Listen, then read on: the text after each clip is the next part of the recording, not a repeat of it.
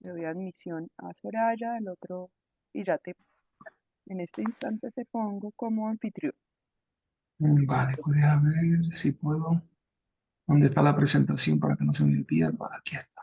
Ya te puse como anfitrión, entonces Mm, ahí ¿Están viendo la pantalla? sí, estamos viendo la pantalla. Deja ver si se puede poner la pantalla dividida, compartida, pequeñita. Sí se puede. Vale, déjame ir arriba del todo. Pues ya estamos grabando, ¿no? Sí, pero igual no importa porque esta primera partecita, cuando ya empecemos a grabar, yo ya, esa parte, yo ya la edito Mm, y la subo a YouTube ya editada, este pedacito que estamos así como hablando. Vale. Vale, Ay, Isma, dime.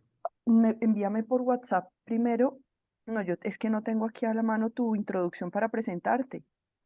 ¿La Pues tienes no, ahí en tu celular? no tengo nada. Pues preséntame normalmente, yo qué sé, un Espera, experto, espera. especialista en tráfico y la seguridad o algo así para que es lo que realmente es lo que importa en Ya, ya, ya, ya. Ya aquí tú me habías mandado un texto pequeño y ya. Listo. no lo tengo, déjame ver si puedo salir de aquí. La pantalla sí se está viendo, ¿no? Sí, sí, está Sí, bien, ¿no? Vale, pues voy a Entonces, pasarle a otra Soraya, la idea es pantalla. que al principio Isma como que nos haga la presentación y luego si ya queremos como hacer como una conversación los tres, pues lo hacemos para poderlo subir a YouTube, ¿vale? Ya, Hasta pero ahora, porque Ismael ya está a mediodía, pero nosotros estamos muy temprano, es difícil que en sí, lo acabo de Latinoamérica, despertar. sí, es difícil que en Le, Latinoamérica alguien se conecte hasta ahora, pero bueno.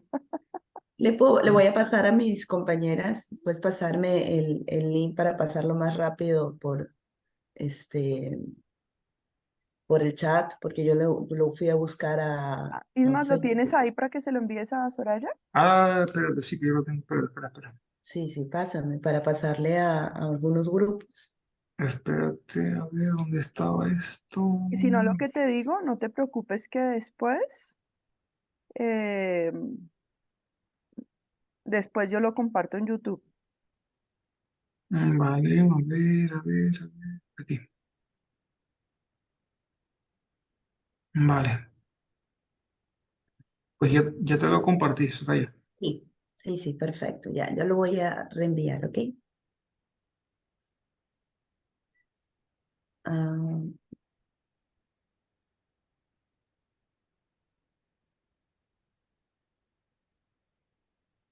Vale, pues Carlos, empezamos como tú me digas. Ya, estoy dando 2 segunditos que le llegue y estoy reenviándolo también por si acaso en un rato. Isma, ahora te va a tocar estar a ti pendiente porque tú Mm, eres el anfitrión. Para, wow, Por si acaso alguien se llega a conectar, tú sabes cómo ayudarlos a entrar, ¿no? sí. Porque no tengo como yo coordinar, ayudarte desde acá. Esperemos que no se conecte mucha gente más para que no te enredes con esto, ¿vale? No, yo lo tengo delante de mí, deja bajarlo un poquito para que me quede más aquí a la altura de los ojos. Listo. Y ya está, esta pantalla es grandísima, Mm, pero ya está, ya lo tengo localizado. Bueno, perfecto. Entonces, si quieres, comenzamos. Ay, no, dame 2 segunditos que ya tenía aquí a mano tu de presentación y cerré el celular. Ay, Dios mío. ¿Será que algún día yo me volveré un poco más? Mi hermana me dice, Caro, ¿tú por qué eres tan informal? Yo les digo, esa soy yo. Bueno, eso es, No logro cambiar mi personalidad. esos son los inconvenientes del directo, o las circunstancias. Eso, hay que ser espontáneo. Eso vale más que las cosas. Listo, entonces voy a comenzar.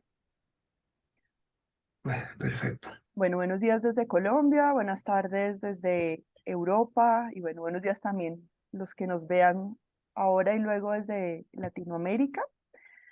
Hoy vamos a tener una masterclass sobre psicología del tránsito y la seguridad vial, una mirada desde las neurociencias. Nuestro invitado especial que hace parte como miembro honorario, miembro fundador de la Fundación para las Neurociencias Aplicadas al Derecho, la Ley y la Justicia, y miembro de la Junta Directiva, Ismael Eduardo Pérez García, conocido por muchos, querido por muchos. Sin embargo, por si alguien no lo conoce, les daré Un poco un contexto breve de quién es Ismael. Ismael es psicólogo, especialista en tránsito y seguridad, jurídico y psicología forense, investigador de la Universidad de Santiago de Compostela. Bueno, tiene un montón de experiencia como psicólogo forense y sobre todo, pues creo que su experiencia en temas de psicología del tránsito también va a ser vital para nuestro desarrollo, sobre todo esa mirada que queremos darle desde las neurociencias. Isma, mil gracias por estar aquí con nosotros, por apoyar esta idea y bueno, te escuchamos, quedamos a tu entera disposición. Buenos días, Carolina Gutiérrez de Piñero, muchas gracias. Y muchas gracias a nuestra audiencia. Gracias por la invitación para dar este masterclass de algo que realmente me apasiona. Ya verán cómo me pongo de vehemente cuando les hable de tránsito y la seguridad vial. Y desde luego el enfoque de las neurociencias es algo que nos va a permitir seguir avanzando en este área de conocimiento donde la investigación tradicional, donde la investigación de los rasgos de personalidad, del comportamiento, donde los estudios sobre moralidad, cognición social, que también guarda relación con la neurociencia, pues han presentado ciertas limitaciones porque parece que el campo de actuación está agotado y es necesario ampliar. La realidad de los accidentes de tránsito, la seguridad vial, y aquí vamos a darle, y permítanme, una visión un poco más amplia que tiene que ver con todo lo que guarda relación con la psicología del transporte, y es una visión bastante más europeísta, permítanme la expresión.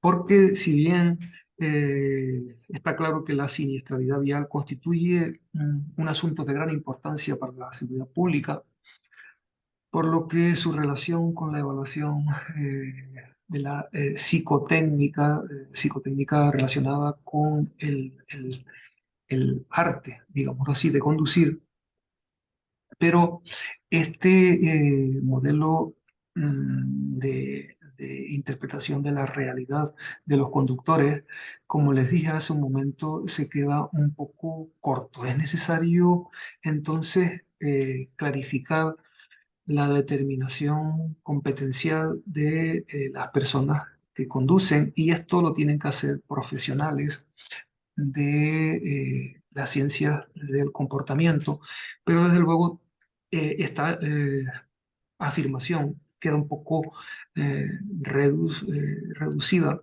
porque va mucho más allá. También compete a y la ingeniería, también compete a los profesionales del derecho, incluso a los operadores jurídicos, porque los accidentes de tránsito están penalizados y van de la mano de lo que tiene que ver con la ley, la justicia, que en definitiva es el sello de identidad de la Fundación para las Neurociencias Aplicadas al Derecho, de esta fundación que preside Carolina Gutiérrez de Piñeres. Botero. Ujú. Eh,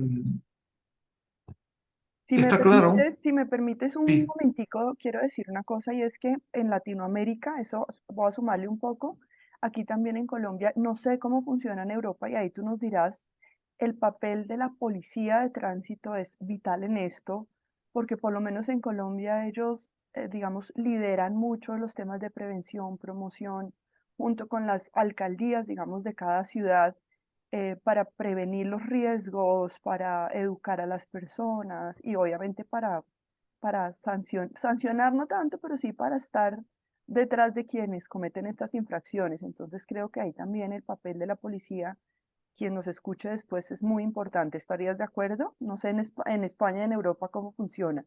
Sin duda, Carlos, la policía es la encargada de cumplir las leyes, de aplicar el derecho de forma preventiva antes de que ocurran los accidentes. Sin policías y sin ese modelo punitivo, que también está puesto en entredicho, pero realmente a través de la sanción se corrige, se aprende, se hace efectiva la ley. no se entiende este ámbito del tránsito y la seguridad vial. Son tan necesarios los policías como pueden ser necesarios los sanitarios a la hora de atender a un accidentado. Entonces, me están viendo la presentación, ¿verdad? La presentación que les estoy mostrando, la que estoy compartiendo, si la Sí, ven sí, ahí, sí. que ven un accidente sacando de debajo de un coche volcado, pues un muerto o un herido.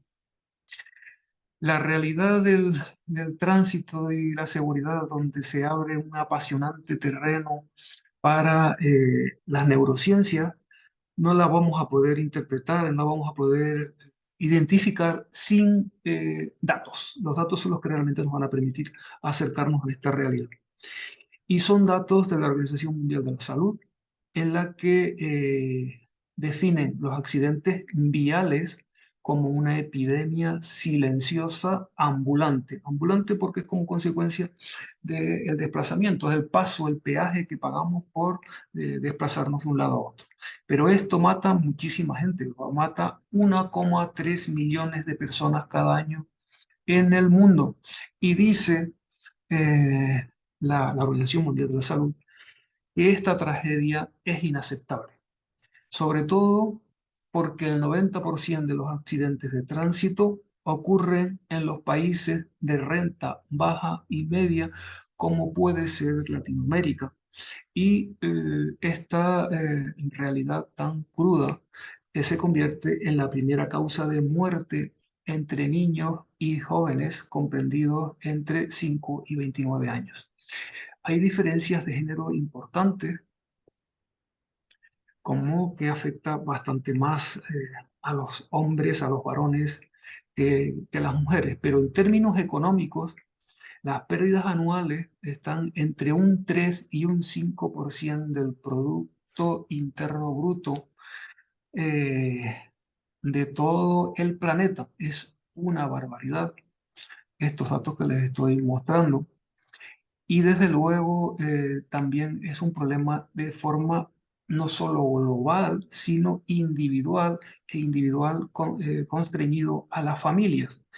Las familias enteras pueden caer y sobrepasar el umbral de la pobreza debido a la pérdida principal del sostén económico y a los gastos médicos y también los psicológicos prolongados por la pérdida de ingresos en la persona que ha sufrido un accidente. Entonces, y de esto no es ajena la administración, ni las administraciones, ni las organizaciones supranacionales, como puede ser la Organización Mundial de la Salud. Necesitamos entonces medidas ambiciosas, urgentes para reducir estos riesgos, para prevenir esta realidad. Y aquí las neurociencias, desde el aspecto cognitivo, de la vía afectiva o emocional, la social y la educacional, tienen un largo camino por delante para contribuir a alcanzar estos objetivos. Eh, Esto ha llevado, esta realidad que les estoy intentando demostrar, ha llevado a una propuesta de la Organización Mundial de la Salud mmm, destinada a reducir esa accidentalidad, denominada Decenio de Acción para la Seguridad Vial, que va desde el año 2021 al 2030. Y hay un plan mundial para este decenio de acción que exige mejoras continuas en el diseño de qué. Ya entramos en aspectos propiamente de las neurociencias que van más allá de lo meramente relacionado con las ciencias del comportamiento y entran directamente con la ingeniería, eh, con el diseño de automóviles, con el diseño Isma, de discúlpame, vehículos. me están ¿Sí? diciendo que creo que hay gente en la sala tratando de entrar. A ver, ¿dónde está? Dejar entrar participantes. Tres ¿No? personas están en espera. Vale. Disculpa que te haya interrumpido, pero están ahí como, ya me están escribiendo. Sí, ver, invitar a todos, aceptar a todos. Vale, creo que ya los permití. Ya los permití entrar a todos, ¿verdad? A ver, Aquí no alcanzo admitir, a ver. admitir a todos. Vale, vale, ya estamos Listo, todos dentro, listo. ¿verdad? Ujú. Están todos Sí, todos ya, dentro. ya, ya, Perfecto, ya. estupendo. Tengo que estar pendiente porque me queda muy alto. Tengo que levantar la vista para mirar, Listo. pero Yo voy a estaré estar muy aquí. pendiente. Yo aquí también te ayudo. Eh, Qué pena que te haya interrumpido, disculpa. no, no te preocupes. Te estaba diciendo que estaré bastante más pendiente de la pantalla y intentaré subir la vista de vez en cuando para ver si hay alguien pendiente. Ahora mismo no hay nadie. Listo. Tenemos 7 personas ya, con lo cual les damos la bienvenida a los que se acaban de incorporar y seguimos esbozando en términos introductorios cuál es la realidad de la psicología del tránsito y la seguridad vial, que como estábamos diciendo ahora mismo, va bastante más allá de las ciencias del comportamiento, engloba a las fuerzas de seguridad del Estado, incluidos los diferentes tipos de policías, incluye a los operadores jurídicos, pero también toca muy de cerca a las ingenierías. Las ingenierías muy de lleno relacionadas con el diseño de carreteras y la construcción de vehículos más seguros y menos riesgosos, digámoslo así, a la hora de tener accidentes.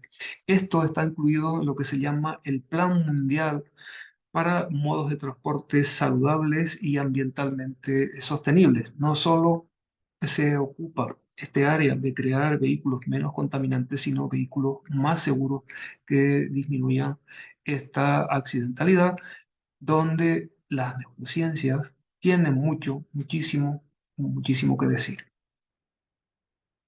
Entonces, hay otra realidad que es verdaderamente llamativa. Casi la mitad de las defunciones de los 1,3 millones de víctimas anuales que se producen como consecuencia de este tipo de accidentes afectan a las personas más vulnerables de las vías públicas, que hay 2 personas en la lista en la sala de espera. Vamos a permitir entrar, ver, admitir todo. Dejamos a 2 personas más y les damos la bienvenida. Admitimos todo, vamos para adentro, que me permita invitar, admitir todo. Tenemos 2 personas más, ¿verdad? Sí. Le damos la bienvenida a las 2 personas que se acaban de incorporar y continuamos con la exposición de lo que les estaba contando. La realidad de todo esta mare magnum de datos es que hay 3 colectivos especialmente vulnerables a los accidentes de tránsito y la seguridad vial, que son los peatones, los ciclistas y los motociclistas. Aglutinan entonces a la mitad del 1,3 millones de muertos anuales. Pero ¿cuál es otra realidad que ya la empecé a esbozar hace un momento? A pesar de que en los países con ingresos per cápita medianos y bajos circula alrededor del 60% de los vehículos en todo el planeta, de los carros en todo el planeta, en ellos se registran el 93% de las muertes. Y estamos hablando todavía de muertes y no nos hemos metido con los heridos. Vean ustedes si esto realmente es importante para Latinoamérica completa, donde se sobreentiende que son países con ingresos medianos. No es África, pero tampoco es el occidente europeo. Entonces, estamos ante una realidad absolutamente necesaria. Son problemas y son políticas que atañen fundamentalmente a los estados. Tenemos un problema, el político de turno gobierna y quiere acciones inmediatas a sus modelos de gestión política, de modo que igual estas políticas de sensibilización vial son más a largo plazo y no interesan tanto al político que pasa 4 años y tiene que someterse otra vez al finalizar esos 4 años al refrendo público, con lo cual es una de las razones por las que estas necesidades a veces pasan inadvertidas, pero no nos cansaremos de levantar la voz diciendo que esto es un problema, es una verdadera pandemia después de haber vivido la COVID, la que atañe a esta realidad que les intento mostrar. Entonces, aquí lo que tenemos muy claro, es que este tipo de comportamientos tienen unos factores de riesgo unidos a lo que interpretamos como el factor humano. La conducta humana, el comportamiento humano, que es absolutamente moldeable, es absolutamente entrenable y adiestrable, es consecuente y es la consecuencia en gran medida de este tipo de accidentes. Porque por un lado tenemos en la parte del accidente que es, pongámoslo entre comillas, inevitable, pero tenemos la otra parte que es el incidente. Y el incidente, la incidentalidad, sí que se puede prevenir porque obedece a comportamientos negligentes de la persona y esta labor no solo atañe a los conductores de los vehículos, de los carros, sino a otras modalidades de transporte que igual en América Latina no están tan extendidas, pero si se ponen a pensar también seguro que encuentran algún paralelismo y alguna situación en la que se pueda aplicar. Me refiero concretamente no solo a los conductores de carros, motocarros, tráiler, autobuses, sino también a lo que tiene que ver con el transporte marítimo, transporte aéreo y quizás un poco menos al ferroviario. Son también inmersos o están inmersos en este colectivo de profesiones los trabajadores y las trabajadoras que manejan grúas, y voy a añadir algo novedoso, que son los que también portan armas, las personas que incluso tienen animales de difícil manejo, los animales potencialmente peligrosos, que también forman parte de este colectivo donde se pueden provocar incidentes regulados por el factor humano. Dicho esto, este aspecto introductorio, donde quiero que dejar muy bien claro cuáles son las trascendencias, las importancias de todas las neurociencias, y hablo en plural, para que hay 4 clasificaciones y en esto, o 4 categorías, que en esto Carol me puede ayudar bastante más.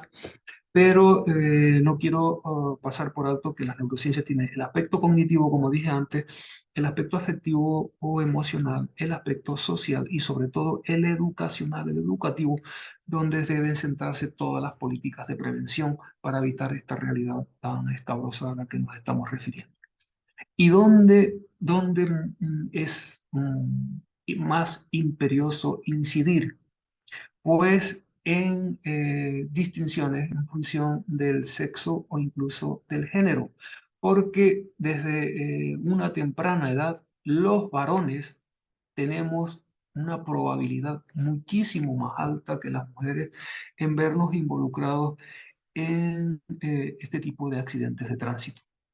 Unas 3/4 partes, en torno al 73% de todas las disfunciones son varones menores de 25 años. Fíjense a dónde deben ir enfocados los problemas educativos desde la escuela. Y no es lo mismo educar a una niña que a un niño, porque el riesgo es 3 veces más grande en un niño que en una niña. Y si esto lo veamos, pues tenemos un problema. Si generalizamos los grupos por género y por edades, también tenemos un problema.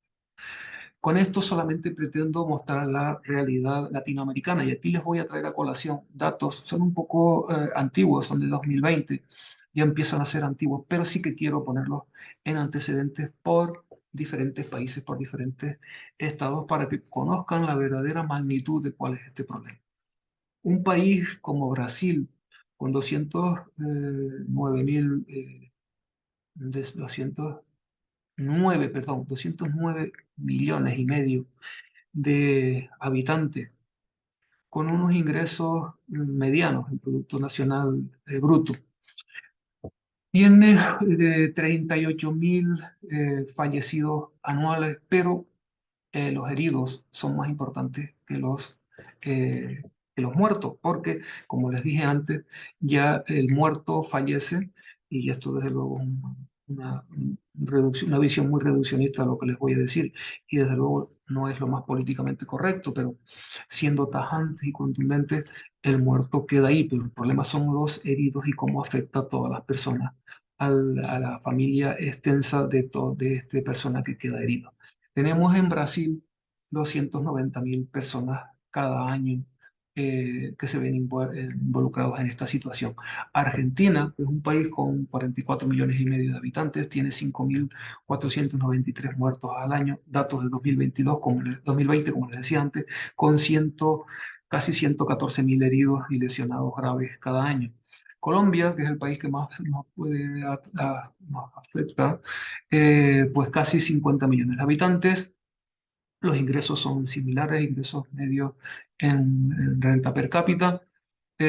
Fíjense, casi 7.000 muertos cada año y con un bagaje de heridos de 39.000, casi 39.500 personas graves, heridas cada año. Chile, que tiene probablemente una renta per cápita un poquito más alta, fíjense, y 18 millones de habitantes, fíjense que tiene 1.500 muertos, 57.000, casi 58.000 lesionados graves. Ecuador, 17 millones de habitantes, 2.151 fallecidos, casi 20.000 heridos graves y lesionados.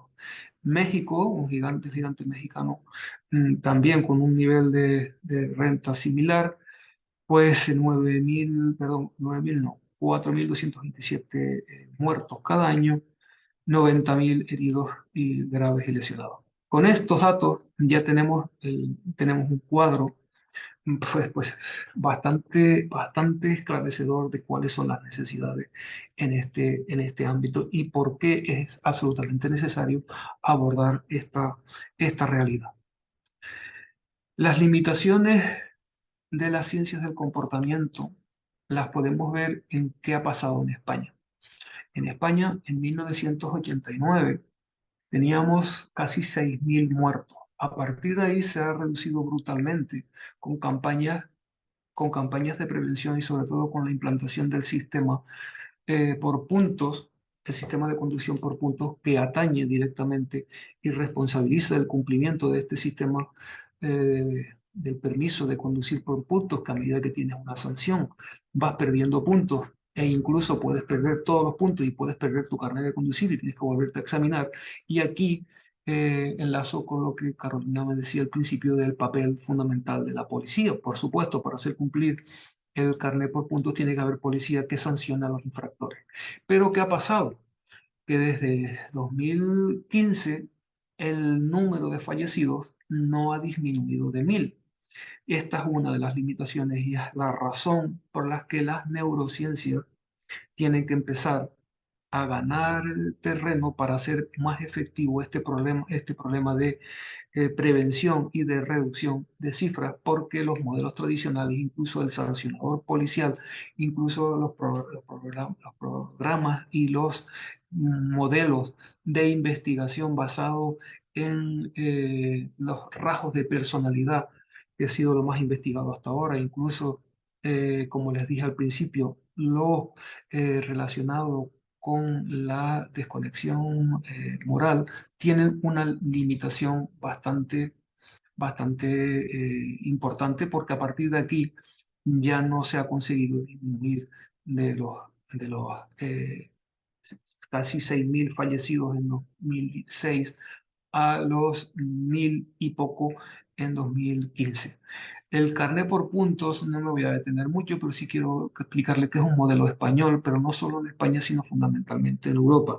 En Suecia, Alemania, Italia, Francia, se aplica un sistema por puntos parecido y también tengo constancia de que en algún país en Latinoamérica ya hay modelos y proyectos pilotos de aplicación de este modelo que permite reducir drásticamente, pero no hasta el extremo de manejarnos en las cifras que exige la ONU en ese diseño de reducción de accidentes 2021-2030 que hablábamos al principio. ¿Esto qué quiere decir? Que lo que estamos haciendo hasta ahora ha tenido éxito, pero ya ha tocado techo y es necesario introducir nuevas formas de trabajo, nuevos modelos de investigación. Con esto podríamos seguir hablando de datos, pero tampoco voy a a dedicar todo el tiempo a hablarle de datos, pero sí que quiero subrayar unos datos importantes, que durante los 10 años de aplicación del permiso por puntos en España, eh, más de 200.000 conductores han perdido todos los puntos de su permiso de conducir, campo abonado para las neurociencias. ¿Qué pasa con estas personas? En su sistema, en su sistema nervioso, eh, cómo se regula esta realidad, por qué ocurre, por qué está ocurriendo esto. Su sistema nervioso, entendido como cerebro, médula espinal, células nerviosas sensoriales, motoras, que tienen inervaciones en todo el cuerpo, cómo están afectando y cómo afecta a estas personas, a este grupo reducido que ha perdido todos sus puntos en el carnet de conducir. Eh, y 7,5 millones de los 45 millones de españoles, que no todos conducen, calculemos que sean 20 millones, o sea, eh, la tercera parte, más de la tercera parte, han sido sancionados por cometer alguna infracción. Estamos hablando de el 25% de los conductores, y aquí también tenemos otra posibilidad inmensa para de trabajo, de campo de trabajo abonado para la aplicación de las neurociencias. Mm, Más allá de los datos, la víctima se define, la víctima de accidente de vehículos a motor, se define según la Organización Mundial de la Salud, que es la que rige todo esto, por la persona que ha sufrido una lesión física, una lesión mental o que tiene sufrimiento emocional con pérdida o daño material. Y no solo las personas, insisto mucho en esto, que no solo la víctima en primer término, sino también todo el entorno de esta víctima también tiene las mismas situaciones. Respuestas tras los accidentes. Y aquí abrimos campos de actuación para las neurociencias. Tenemos una parte de investigación donde las neurociencias tienen un papel decisivo en la reconstrucción del accidente. El atestado policial concluyente para determinar la responsabilidad de los implicados es crucial en el proceso judicial, y aquí la criminología no puede andar eh, ajena a lo que son aspectos básicos de la neurociencia. El segundo apartado, el apartado B, es la inclusión, donde también las neurociencias tienen un amplio terreno para trabajar, y pasa por garantizar la integración social y laboral de las víctimas para ayudarlas a normalizar sus vidas y contribuir a que se sientan partes de la sociedad tras el accidente. Pero insisto mucho, no solo la víctima, sino el entorno de la víctima. Y es tan importante muchas veces, o incluso más, que la propia víctima lesionada, y hablo ya no hablo de la víctima fallecida, que también tendría que tener consecuencias importantes para la familia, sino la que queda con secuelas importantes para el resto de su vida. Aquí, aspecto importante también para las neurociencias. Y tenemos otra respuesta importante para las neurociencias en el aspecto jurídico. Son los propios juicios, son procedimientos legales donde conllevan un estrés añadido, y donde la revictimización del proceso judicial también compete a la neurociencia. Tenemos un dato que es verdaderamente importante, y estos son datos españoles, no tengo otros datos más allá de mi país, donde el total de penados, el 2,3% son por delitos contra la seguridad vial. Es una cifra significativa. La relevancia del tema, la he subrayado, me la voy a saltar un poco porque en realidad lo que hace es hacer y mostrar hincapié en los daños permanentes en los afectados. Les voy a mostrar unos datos ya bastante más próximos a lo que es Colombia. Es la segunda causa de muerte violenta en Colombia. Fallecen, fíjense, 20 hombres frente a 6 mujeres por cada 100.000 habitantes. Y mueren 18 personas en accidentes vehiculares en el país. Estos son datos muy recientes de este año, pero eso lo tenemos que multiplicar por 4 para saber, o por 5 para saber el número de heridos graves. Eh, Vamos a ver.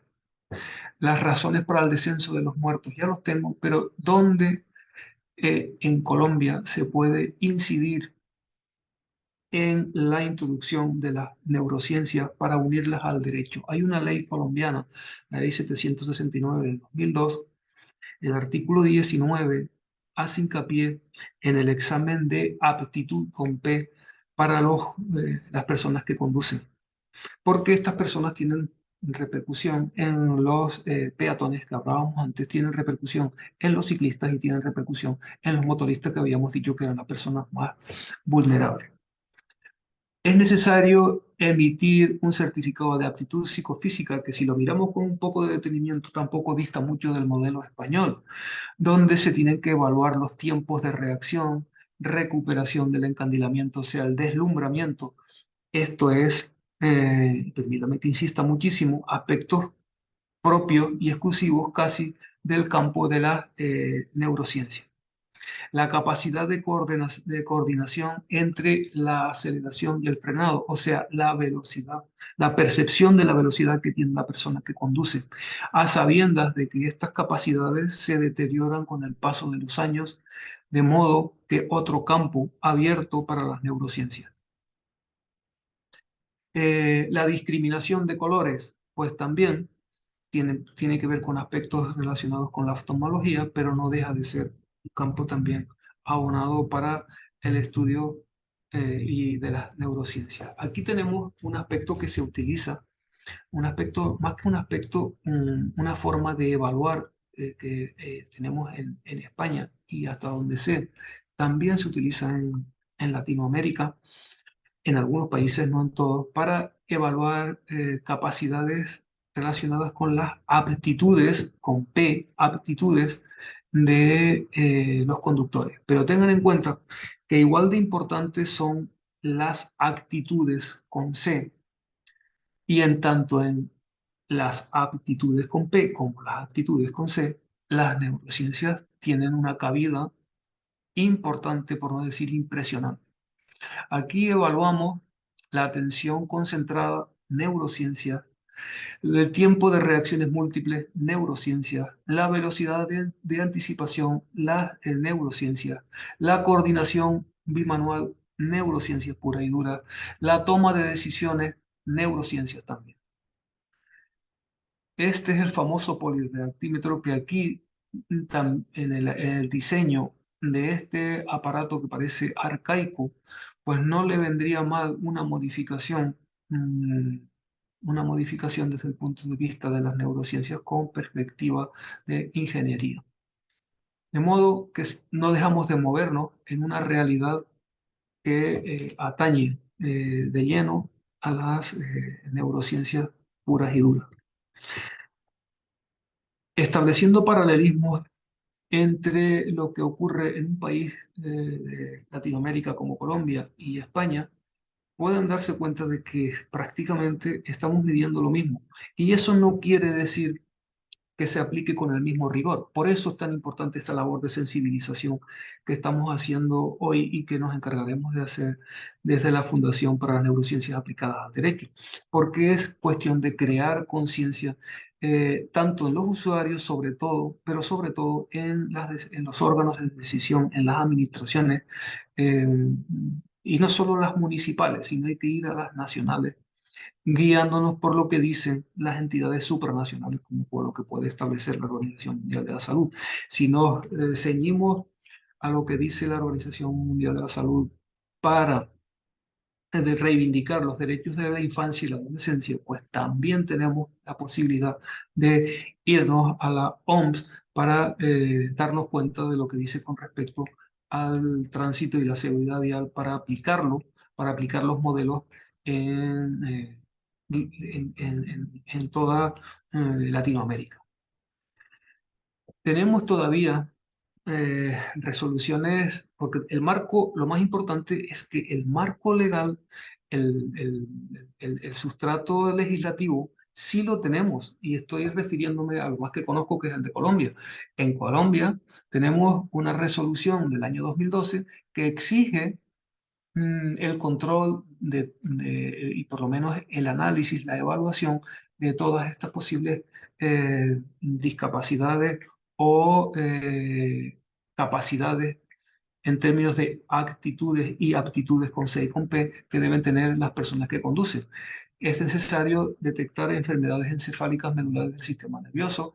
Estos son, obviamente, no le voy a decir un campo exclusivo de las neurociencias, que probablemente lo estén ejerciendo otras personas que no tengan conocimiento necesario de neurociencias, cuando en el mejor de los casos se estén evaluando, porque tengo serias dudas de que es muy posible que ni siquiera se evalúen estas realidades que sí que tienen, insisto, y vuelvo por muy pesado que parezca, sí que tienen el refrendo de la ley. Y si no se hace, se está incumpliendo la ley. Cuando se incumple la ley, pues es un ámbito susceptible de ser denunciado.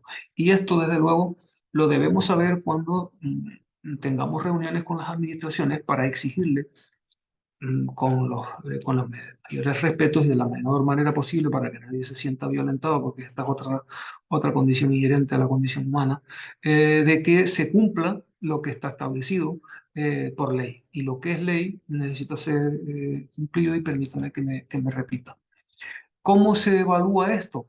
Hasta ahora pues, se está evaluando, mm, por ejemplo, el estilo de vida, el consumo de drogas y alcohol con una entrevista, cuando posiblemente sea un campo más propio y más fácil de mejorar este sistema de evaluación con procedimientos orientados y basados en aspectos de las neurociencias. Eh, Fíjense, y aquí traigo a colación un modelo del profesor, nuestro querido amigo eh, José Ignacio Ruiz, de la Universidad Nacional de Colombia, que es un enamorado del tráfico, del tránsito y la seguridad vial.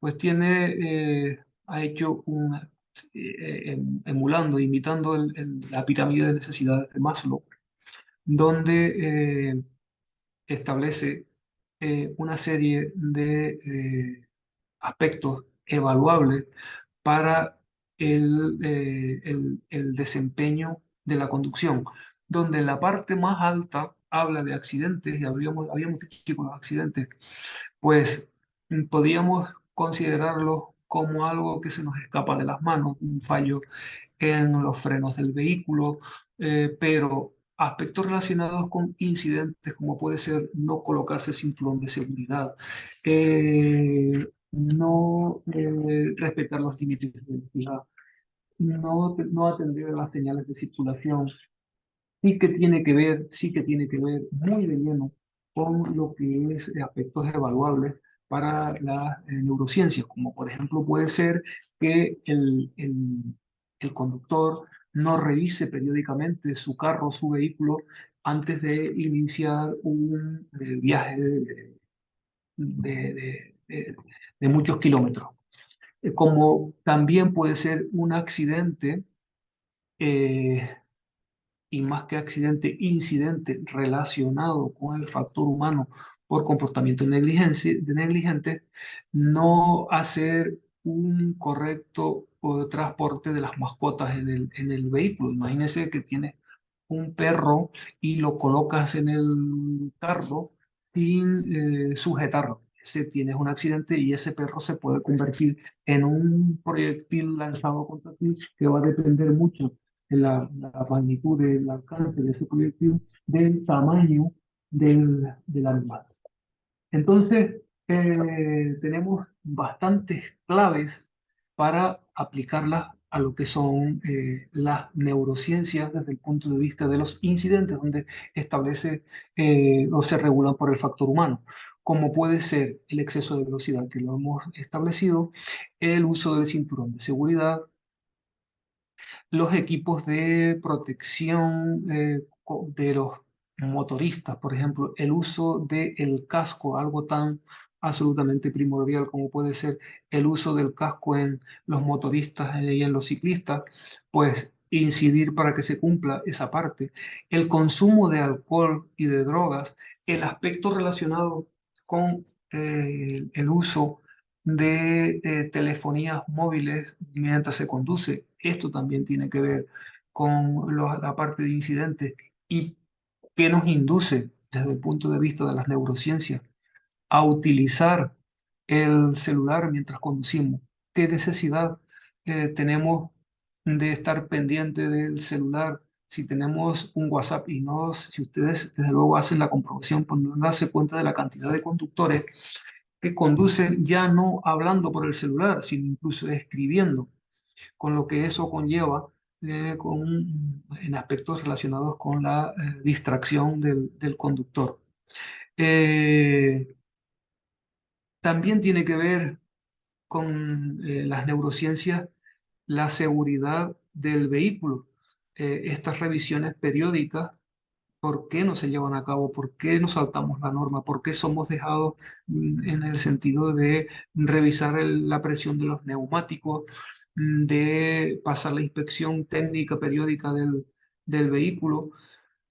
Otro aspecto que influye en las infraestructuras son el diseño de vías cada vez más seguras, donde el diseño de las curvas en la vía pues tenga el peralte, lo que se llama el peralte, para evitar que la fuerza centrífuga o la centrípeta, que es echar fuera al vehículo de la vía en función de la velocidad que lleva, son aspectos a tener en cuenta en todos estos programas de seguridad vial.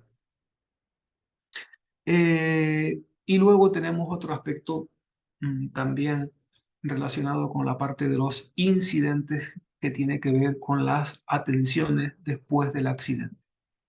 Todas estas claves para medir la seguridad son aspectos propios de la neurociencia.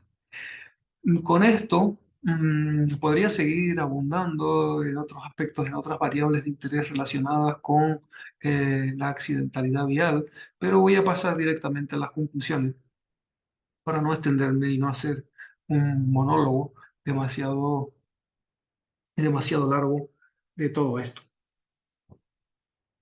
Las conclusiones, para que ustedes alcancen a dimensionar la realidad de las neurociencias en el tránsito, es ampliar el espectro de los constructos psicológicos para evaluar a los aspirantes y a los conductores de trastornos graves, de variables actitudinales con C y aptitudinales con características antisociales, porque estas personas se convierten ya no solo en un peligro para ellos, sino en un peligro para las personas con las que se cruzan y con las que conviven en las diferentes vías.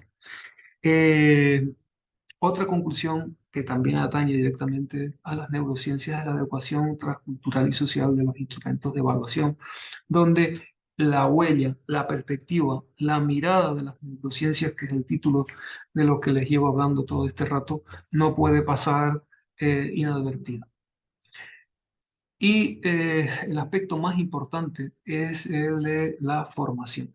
La formación, mm, formación y más formación es el camino más corto para abundar en la sensibilización y en crear cultura de seguridad del tránsito y la seguridad vial. Y aquí termino con esto: óptica de salud frente a óptica sancionadora. Mm, la sanción funciona, pero funciona como el programa por puntos en España, hasta un punto.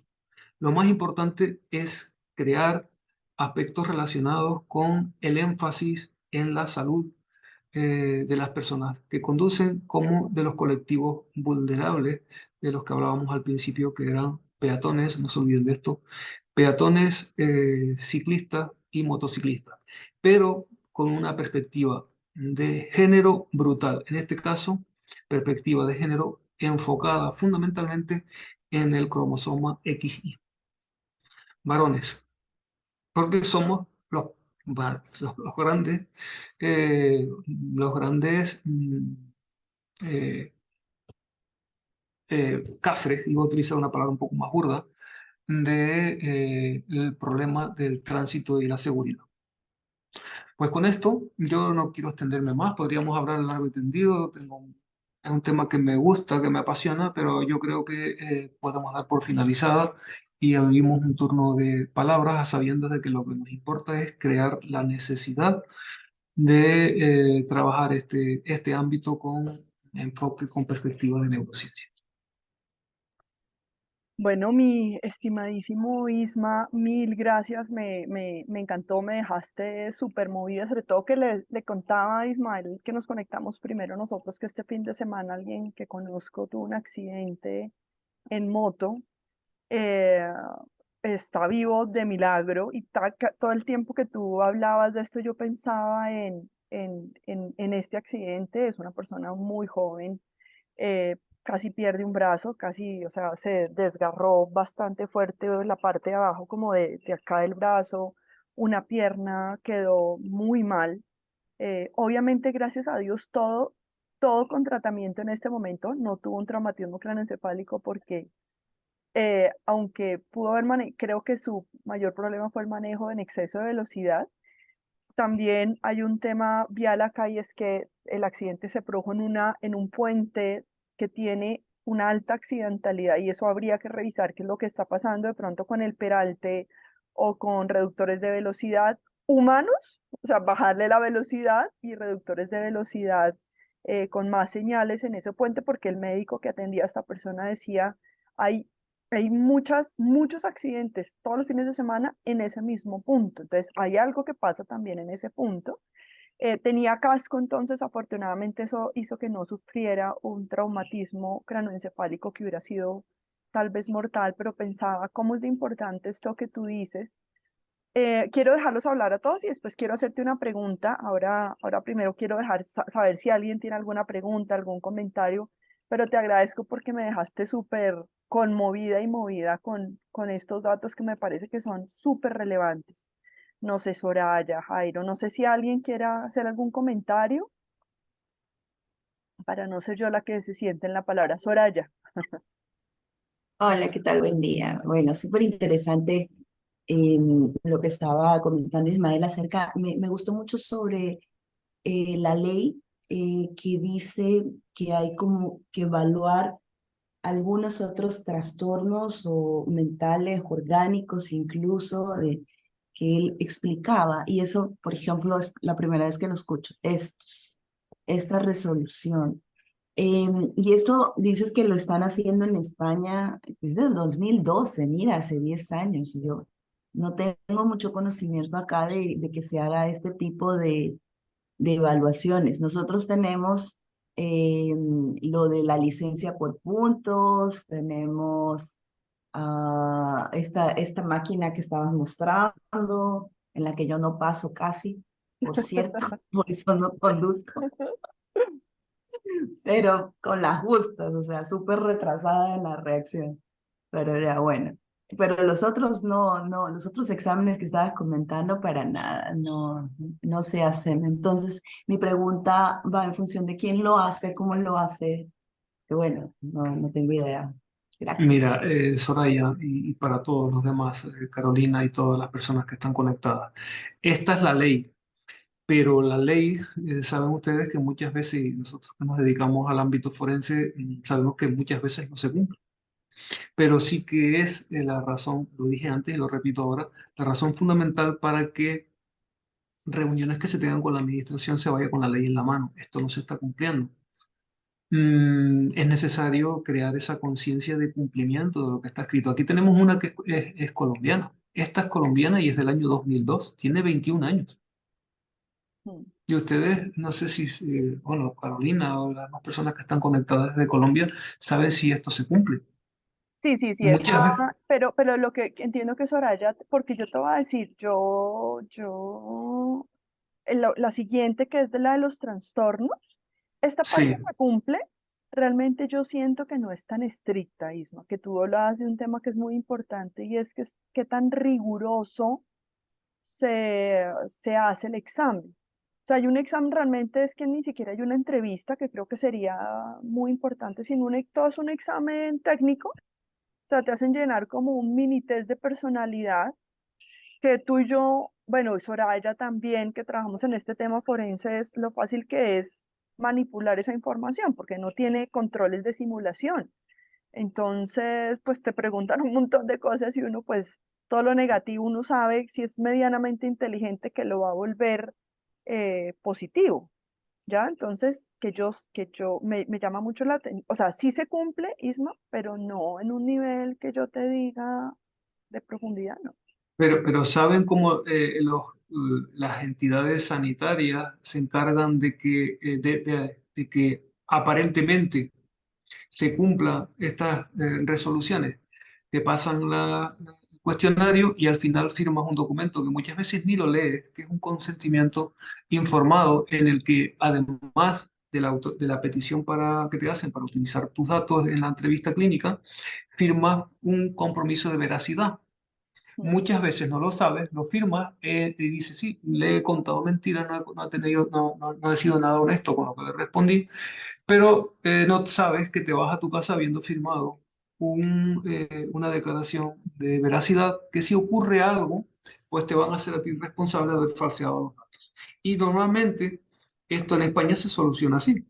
Tienes que cumplir la ley y si no la cumples es tu responsabilidad, cliente, conductor, aspirante a conductor, quien no lo ha cumplido. O aspirante al manejo de armas, porque tengan en cuenta que en España está regulado el que tiene una licencia de armas, también tiene que pasar este tipo de pruebas. Ujú. Todas las actividades que conllevan cierto riesgo, como incluso el que dispara los fuegos artificiales en una fiesta, también es una actividad de riesgo. El que trabaja en explotaciones mineras, que maneja explosivos, también tiene que pasar este tipo de pruebas porque se asocian con actividades de riesgo, que va bastante más allá, con esto que les trato de decir, bastante más allá de lo que es el tránsito, el transporte y la seguridad vial. Todas las actividades de riesgo, como puede ser el que maneja una embarcación de recreo, las embarcaciones que van en Cartagena de India hacia la Isla del Encanto, que van a una velocidad brutal, que yo una vez que estuve ahí digo, pero bueno, estas personas han pasado un test, una prueba de validación del riesgo que conlleva desplazarse en el mar a esa velocidad. Entonces, mm, son las actividades de riesgo que por ley están reguladas, el legislador se cubre el expediente creando la ley y luego corresponde a la administración aplicarla. Se crean centros de reconocimiento que en España la mayoría son privados, tienen inspecciones pero muy periódicamente. ¿Y cómo se cubren los centros? Firmando ese compromiso de confidencialidad bajo la aparente inocuidad del permiso de confidencialidad, también firma un compromiso de veracidad. Si ha falseado porque todo el mundo lo falsea, ni me preocupo. Y esta es la triste realidad de todo esto. Va mucho más allá de las neurociencias, pero sí que es una forma de funcionamiento que tienen los centros de reconocimiento. Y de esto sí puedo hablar con conocimiento de causa de primera mano, porque en España yo tengo un centro de este tipo y se funciona así. Y no lo hago yo solo, sino lo hacen todos. Yo se lo advierto. Mira, esto es un compromiso de confidencialidad, pero también de veracidad. Si tú falseas los datos, nosotros aquí nos lavamos las manos como Pilatos. Pero hay que evaluar todo esto, que los protocolos que ahora mismo tenemos uno nuevo, en España va a entrar en vigor de forma inmediata uno nuevo, con lo cual los 3 minutos, 5 minutos del proceso de valoración se van a convertir en media hora como mínimo. Cada vez se insiste más en esto. ¿Por qué? Porque nos movemos en cifras de 1.000 muertos cada año. Multiplicado por 5 son 5, 7.000 personas heridas cada año. Y esto es mucho para la administración. Esto económicamente estamos hablando de que cuesta entre el 2 y el 5% del Producto Nacional Bruto de cada país. lo que conlleva sufragar las secuelas provocadas por este tipo de accidentes. Mm. Me Una he extendido un cosa, poco, pero me no, interesa no, una no, visión global. está perfecto. Y una cosa que tal vez, o sea, me haces pensar con esto que dices es la importancia también de que las personas que hagan estos exámenes en los centros de reconocimiento, aquí sí son, aquí son, la verdad no estoy segura, pero creo que son públicos, o sea, creo que esto pertenece al Estado, pero la importancia de que las personas que hagan los exámenes también tengan un nivel como de capacidad de transmitir información, que yo creo que eso también es importante, porque yo sí firmé, yo me acuerdo que cuando renové el pase, yo firmé, pero es tan indiferente, o sea, firme aquí, siéntese allá, o sea, como si estuviéramos procesando máquinas de renovación de pases, en realidad sin una conciencia del papel tan importante que está jugando esta persona que está haciendo el examen para poder ampliar, para poder determinar cuánto tiempo se le va a dar. Imagínate que ya te dejo hablar, Soledad, pero que les quiero contar que hace como unos, no sé, tal vez 8 años mi mamá ya no es tan joven, si llego a decir la edad acá y lo escucha, ella me mata, entonces no les puedo decir la edad, pero me acuerdo que le renovaron el pase Isma, mi mamá ya no tiene los reflejos de antes, y le renovaron el pase por 10 años. Y mi Mm. papá se quedó aterrado porque él, que tiene muchas más capacidades, digamos, de reacción, se lo renovaron por un periodo más corto. Y si bien yo entiendo que hay una variable de género que influye, porque seguramente mi mamá va a ser más prudente al manejar, mi mamá, yo me doy cuenta que ella no tiene los reflejos para reaccionar en caso no de ella. Mi papá siempre decía una frase muy sabia, es que uno no maneja por uno maneja por los demás. Uno cuando está manejando está pensando siempre en las personas que están alrededor, que uno sepa manejar, pero también saber si el otro que está alrededor de uno sabe manejar. Y uno decía, mi mamá, ¿cómo le van a dar el pase por 10 años eh, cuando podría ella misma generar un accidente? Entonces, sí siento que hay un compromiso mucho, deberíamos también movilizar más.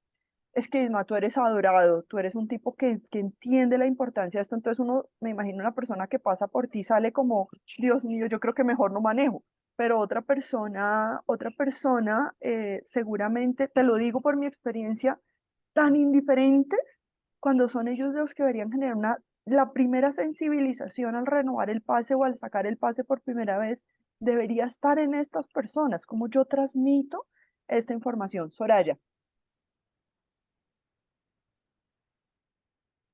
Sí, justo, bueno, de lo que comentaba Ismael respecto a con la importancia de que las personas que utilizan armas o otras cosas o tienen ciertos trabajos de riesgo tengan que evaluarse. Bueno, lo primero que yo preguntaba hace un rato también, ¿cómo hacen estas evaluaciones? Y bueno, ya me acordé que en estos centros de reconocimiento como el que tiene Ismael, existen los psicólogos que hacen todas estas evaluaciones con pruebas y con todo esto que acá pues yo no he visto, que hagamos así este tipo de evaluaciones más como clínicas prácticamente, o forenses en ese sentido. Lo que sí se está implementando ahora, porque como el presidente autorizó que todo el mundo pueda manejar armas con un permiso de armas, pero para ver si nos enfrentamos a la violencia con el arma, entonces ahora todo el mundo puede utilizar armas acá, pero tiene que pasar por un examen. Y resulta que esta disposición dice que solamente los psicólogos en alto nivel de psicología forense son los que van a poder dar este permiso de armas. Entonces tiene que tener el cuarto nivel, digamos, en forense. Y ahí me surge la duda respecto a todas estas normas que se crean, pero que también, por ejemplo, ustedes yo los veo organizados con esta resolución que dicen cuáles son los parámetros para descartar, digamos, a alguien que no pueda conducir. Entonces acá dicen quién lo hace, pero no dicen cómo o cuáles son los parámetros para descartar. Y empiezan a volverse locos y cada psicólogo va a ver qué es lo que tiene que evaluar y cómo lo evalúa. Entonces, yo sí quería como saber si esto es de acceso, si podemos tener acceso como para para ir pensando también en nuestro país, en ir introduciendo este tipo de parámetros, vuelvo y repito, para que los propios psicólogos que hacen este trabajo pues tengan una guía mejor de lo que hay que hacer. Entonces, esto es una resolución, pero está en internet, la podemos conseguir como para ver cómo funciona en otros países y ver si empezamos a hacer algo acá también constructivo. Mm. Ahora, desde la neurociencia es más todavía, por eso les preguntaba de cómo se hace. ¿También hacen exámenes neurológicos o como neuropsicológicos? ¿No? Eh, las, Soraya, las evaluaciones con notaciones neurológicas todavía siguen siendo más la anécdota que la realidad en mi país. Neurológicamente, tengan en cuenta que estas son decisiones colegiadas en las que trabaja un oftalmólogo, un médico o una médica y una psicóloga o psicólogo.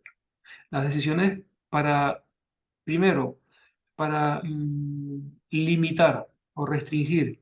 Segundo, para interrumpir, porque necesitas que te traiga un informe del neurólogo, la persona que tú la ves un poco enlentecida, muy lenta de reflejo, y que te dice que va a consulta de neurología cada 3 años, pero resulta que va cada 6 meses. Lo interrumpes y le pides un informe. Y a partir de ahí, cuando viene con el informe del especialista, colegiadamente tú decides con los otros profesionales qué se hace con esa persona. Lo normal es que se le restrinja y las posibilidades de restringirle el permiso son impresionantes. Desde lo que comentaba Carolina de reducirle el tiempo, la edad, el periodo de vigencia del permiso es la más fácil, pero tienes opciones en las que la persona conduce acompañada, que conduce de día, que conduce en vías que no sean vías rápidas, que no sean autovías ni autopistas, que conduce en un radio de acción, es la persona mayor que va, porque como las personas mayores hay un problema en mi país, o sea, mayores de 65 años ya empiezan a tener muchas dificultades para renovar los permisos, por lo menos más allá de entre 3 y 5 años es muy difícil que pase. Pero ¿qué restricción existe? Y es a lo que iba. Un radio de acción de 5 kilómetros, de 10 kilómetros, de 15 kilómetros. Puede ir de casa al centro de salud, del centro de salud al mercado y del mercado a la visita a la casa de su hijo que está a 5 kilómetros de su casa. Pero si está a 15, no, porque no tiene las capacidades suficientes por desorientación. Porque, y aquí es donde las neurociencias tienen mucho que hacer para ver hasta dónde la atención, la concentración, la memoria visual, todas estas capacidades cognitivas superiores están afectadas o no están afectadas. Este tipo de evaluaciones que por ley están, y de hecho en España existe el reconocimiento del psicólogo o la psicóloga en los centros de reconocimiento desde el año 1982. Es de las primeras, de las primeras acepciones o condiciones para trabajar con la categoría profesional de psicólogo o psicóloga que existen en este país. Hace muchísimos años en la que está reconocida la presencia del psicólogo o la psicóloga para atender las evaluaciones de este tipo de personas, o sea, de conductores y de conductoras, pero con unos protocolos que si bien se están actualizando, bien es cierto que bien tienen las mismas falencias de las que puedes estar comentando, Soraya, porque empiezan a quedar desfasados, y yo insisto mucho en esto, la salida no está tanto en la investigación tradicional basada en el estudio de los rasgos de personalidad, sino las neurociencias. Insisto y repito porque desde siempre llevo muchos años abogando porque el futuro está en las neurociencias. Bueno, yo por el tiempo, digamos, en general de los que se conectaron, ¿qué pruebas psicológicas? Bueno, yo quiero pedirles, digamos, que dejemos por hoy acá. Después me imagino que Ismael nos podrá dar otra lección un poco más profunda. Pero a mí, bueno, siento que por lo menos del lado de la Fundación de la FNAD para las neurociencias, tenemos muchos retos, Isma, y bueno, ya invitaremos a los demás a que hagan parte de nuestro equipo. de cómo, por ejemplo, pensar un poco lo que están pensando Eric y Omar y todos en México, y es el tema de la psicopatología forense en estos casos.